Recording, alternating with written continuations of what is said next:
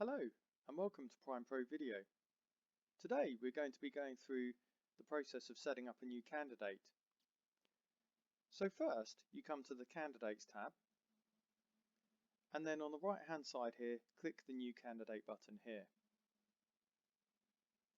This will open up a new candidate form and the first field we can see is the NI number. So it's optional whether you enter the NI number here or not. You can always come back to any of these fields and edit them later, of course. So let's just start off adding our candidate.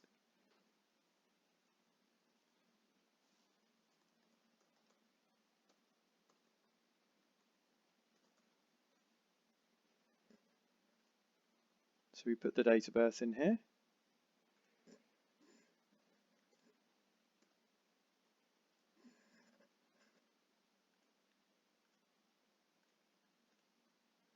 It's optional whether you put the nationality, but I've just added that there. It is essential that you do put the first line of the address in, town and postcode. Those are the three items that's actually needed, especially if you're going to be linking to a payroll system, because HMRC need that for their faster payments, RTI. So let's just put here an address.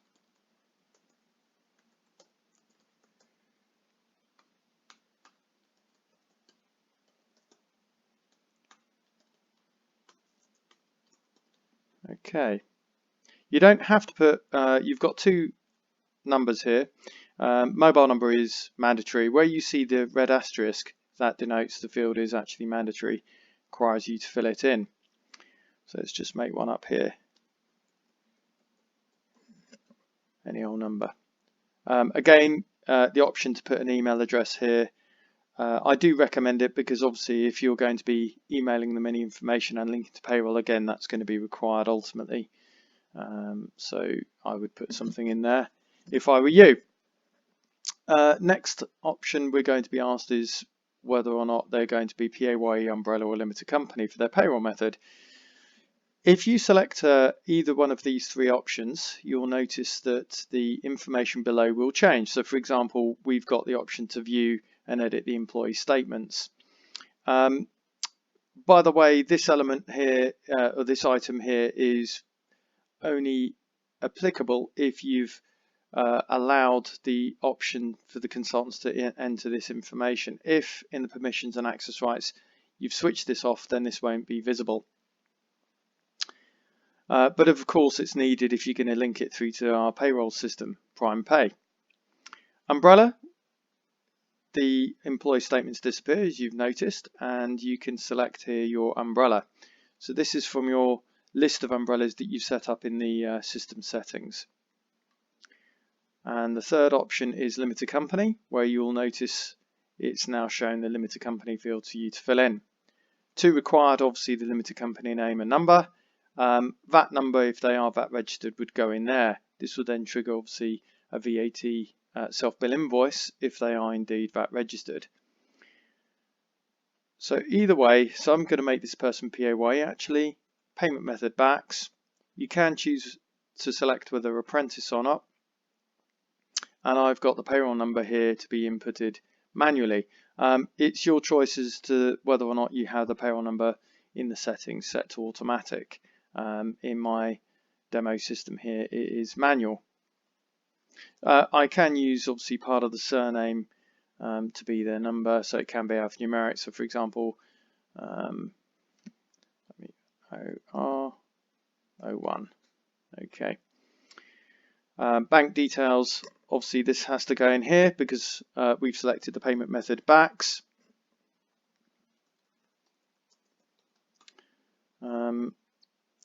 So account holder name, account number has to be 8 characters, and the sort code 6 characters or 6 numbers. The options to put consultant rating can come later. Proof of address and passport are also options for you to upload there. And I'm going to see that this is going to be A and no. So no student loans, save. So now that's saved the initial part of the record. Next stage is going down this list of items here. You'll notice at the top there's a red exclamation mark, which is indicating that they don't meet general compliance, which we'll come on to in a minute. So any of the information in their primary details, if you need to edit it, you can either click the edit button here, or when you're in the candidate list, you've got the option to edit on the right hand side here. Let's just go back here to Sadie. So next option is medical. If you do require an occupational health medical questionnaire to be filled out for some jobs as an agency you might deal with, then you've got some great questions here already pre-formatted for you to use. So remember to go through the list and click save at the end if you're going to use it. Then we go through the preferences. General is the next one. So at this moment in time it's default to mobile. Very useful if you're going to be sending job invitations and of course confirmations via text. If you wish to switch it to email, then of course they'll get those options via email, the communications. So I'm keeping it as mobile for now. The Unavailability Calendar will launch a calendar for me to edit the unavailability of the worker. So when we come in here, you can choose different options: day, week, month. I like to see it on a month view personally, where I can then cycle back and see when they last worked. So it's been a while. If they've not worked in a while, then obviously you go back through the months and see that. But of course, this is a brand new candidate, so they haven't worked for me yet. If I wish to enter any unavailability, so you can click on the day you want, and that opens up the unavailability window where you can put the reason, holiday, whatever it might be, sickness. You don't have to put a name in here, that's optional. And then you can do a date range, so if they're away for a period of time, or you can use a pattern of unavailability if they're unavailable every Monday between these dates. So click save to that, and then that will show as a blue unavailability option here. If they were booked out, it would show as green, and it would say what booking they're on, which is quite useful in this calendar. Client requests, so let's go into there. What's this? Well, after they've registered and we place them in work, it might be a situation where a client doesn't want this candidate to work for them again. If that does occur, then obviously you would come in here, put the date, select the client in question, and maybe put the reason why. And you can choose from one of these 4 reasons. Client requests, so no show, not suitable, serious incident, and then you can record it in there. This will then take them out of the recommended candidates list when using them against a booking in the future, to save obviously any embarrassing situations where you're inviting them to a job where the client doesn't want them back. Of course, it can work vice versa as well. So if the candidate doesn't want to work at that client, again, it removes them from the recommended candidates list for that client, which is great. Skills. Okay, so under the skills, these are our categories that I've already set up in my agency, my demo agency here. So I'm dealing with childcare, construction, driving, health and social care, hospitality, industrial, and teaching. So a very varied configuration. And I can choose any one of these to add the skills that I think appropriate to this candidate. So for example, if I click the edit button here on the right hand side for hospitality, that opens up the skills relevant to that, and I can simply select, yes, he's a pot washer, or she is, in fact. If we go back, we can obviously choose some of the other skills. So if she also was involved with driving skills, then we can choose class 1 here, and then that would indeed require me to add qualifications later for her to appear. So we've added a couple of skills here. It's really easy to add, so click the edit button. You can select and unselect, so if you've made a mistake, it's just as easy to remove as it is to add. Click back there. General compliances. So I've set one general compliance up in my demo for rights to work. You can have multiple ones. So general compliance means that if you haven't added anything in here for this general compliance, then they won't be able to work full stop. So it's an overarching compliance requirement for you to be able to use this candidate. So clearly I have to set it up, and it will remove this triangle at the top, and I've completed it. So let's just make a date here, 2022.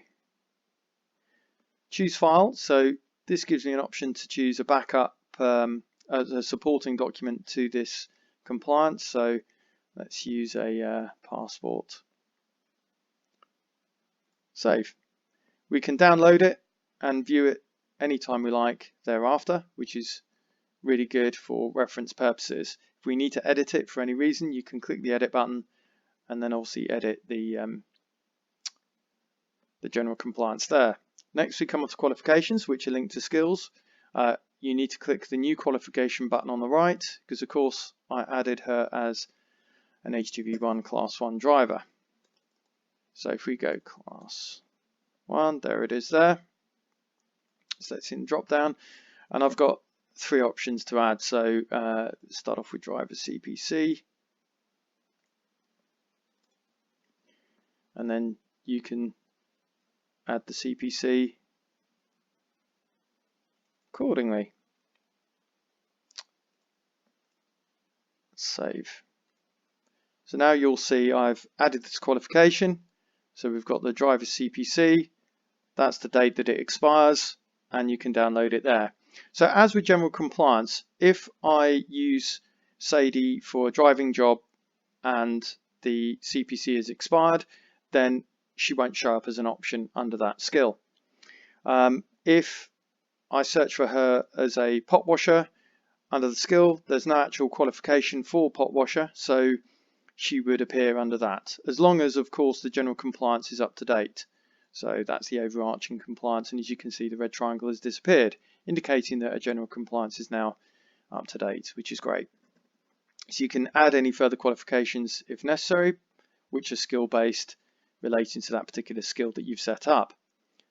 So add new, so if it was a DBS or childcare skill or anything like that, then you can add them to their record. Then we come on to category questionnaires. I've got one questionnaire configured in my system, which is to do with driving. So I would need to click the update, and then I would fill in the questionnaire accordingly. So a lot of these are actually file uploads which I've made as part of my questionnaire, such as copy their contract, application form, health assessment, equal opportunities, etc. The other fields may be text fields. You can create date fields, pick lists, multiple choice checkboxes, all sorts, which is really, really handy for you to capture all sorts of additional information that is specific to that category. So obviously it's only appeared because I've selected a driving skill. So any other questionnaires that you set up under different categories, so if you've got one for hospitality and catering, then you might have a different set of questions that you ask there. Again, very, very clear and simple to use, and make sure that you're capturing the right information for the candidates. Ratings. Ratings to add, simply click the new rating on the right hand side, date added, and then choose your client. You have to have a booking for this candidate before you can rate them. So clearly here, there's no booking shown for Sadie because I'm just adding her right now. But of course, once she's worked and the client feedback was excellent, then obviously I can add that here in simple 5-star rating. So similar to eBay in that regard. And of course, when it comes to filling and searching, I can then filter on ratings later on, which is again very, very handy. Work history. So to add work history is previous workings. So before they come to register with our agency, where did they work? Anything notable worth adding? And indeed, it's very easy to fill these boxes in. So you select if they're an existing client that they worked for, so happen to, then you can select that, or other, which will then give you the option to type in the client name, job title, description of duties, start and finish date. And then you can also add their referee details. So this will automatically, when you fill in these boxes, click reference request save, that will then automatically put that as a reference request item on the dashboard for you to be able to send that reference to the referee for them to complete online. Then we come down to timesheet history. So this is going to show you where they've worked before. So if I go to candidates, where I've got Marcus here, we can see in his timesheet history where he's worked. And it's most recent at the top, so we can see that he worked at Aldi, being his most recent job, which is basically actual week worked was the 17th of November. And as we scroll down, obviously, then it's sort of later jobs that they've worked for. When we look at the top here, you can filter. So you could say, when did you last work at Tesco? Assuming you did. Yes, you did. You can see worked at which particular business unit. So in this case, Northampton store. Worked as an operative nights, and you can see that he did 33 hours, and it was obviously the night rate. If we view this, we can see what he got paid. So £396 working 33 hours nights at £12 an hour. We can see the charge rate as well. So click at the top, you've got two ribbons. So charge hours. So again, 33 hours. This time it was 565.29 charge at 17.13. So it gives us a lot of information to quickly access from effectively his work history, which is in effect his timesheet history. References, so when they come back, completed by the referee, they would be available here for you to download a copy of it. And ultimately you can add notes. So here we've got some notes. So to add a note, click new note, put the title and the details, and then it date and timestamps it. So this really concludes the input of the candidate record. Really, really quick and easy. And from the candidates tab, you can easily find a candidate by start typing in their name. So if I were to type some candidate that I know I've got. There you go. I do have a Jones. I didn't have a Morton. So as you can see here, we've got a couple of Jones coming up here. And click the search button on the right or click return. So there it is. That's how you enter and create candidates. I hope it's been helpful. Please like our video and look out for any more. Thank you.